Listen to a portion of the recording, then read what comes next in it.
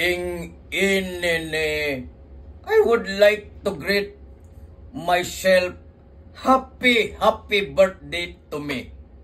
Ngayong darating na 28, ngayong adlaw na ito. Ang request ko lang, lahat ng ating kababayan, huwag na kayong malungkot. Even if I rot in jail, I will never become a rat.